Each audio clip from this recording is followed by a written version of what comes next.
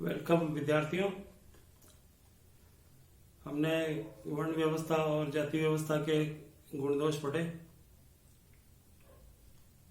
और आज हम एक और विशेषता जो भारतीय संस्कृति की है उसके बारे में जानेंगे और वो है आश्रम व्यवस्था। आर्यों ने भारत में समाज को सुचारू रूप से चलाने के लिए वर्ण व्यवस्था बनाई और उन्होंने ही व्यक्ति के जीवन को अलग अलग कालखंड में बांटकर उनके अलग अलग कर्तव्य निर्धारित कर दिए। किस उम्र में कौन सा काम किया जाए ताकि समाज और परिवार का हित हो सके, भला हो सके। तो आश्रम व्यवस्था जैसे समाज के काम सुचारू चलाने के लिए वर्ण व्यवस्था चलाएगी, उसी प्रकार व्यक्ति के जीवन को सुचारू रूप से चलाने के लिए आश्रम व्यवस्था चलाएगी। और इस आश्रम व्यवस्था की सबसे बड़ी खास बात यह थी कि व्यक्ति का जीवन इसमें 100 साल का माना गया।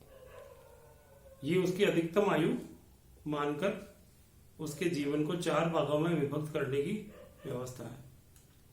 यदि आप देखें तो संभवतः शायद आर्यों का जीवन 100 साल लंबा रहा होगा, क्योंकि वो प्रकृति के अधिक नजदीक थे और शतायु होना एक सौभाग्य का प्रतीक माना जाता था। तो अब इन 4 कालखंडों में कौन से कर्तव्य उन्होंने डिसाइड किए, उसके अकॉर्डिंग रहने के लिए शास्त्रों में उसका उल्लेख किया गया। और इसमें पहला जो आश्रम है वो है ब्रह्मचर्य आश्रम। अब ब्रह्मचर्य का अर्थ है काम वासनाओं से दूर रहें, अपने जीवन में वो शुरू के जो 25 वर्ष है उसमें वो केवल अध्ययन करें शास्त्रों का और उनका अधिकांश जीवन गुरुकुल में व्यतीत हो, जहां वो किसी को अपना गुरु माने और उनसे वो शिक्षाएं ग्रहण करें। 25 वर्ष तक वो अविवाहित रहे और समस्त प्रकार के सांसारिक सुखों को एक तरफ रख के वो एक तरह से संसार का ज्ञान प्राप्त करें। उसके पश्चात जो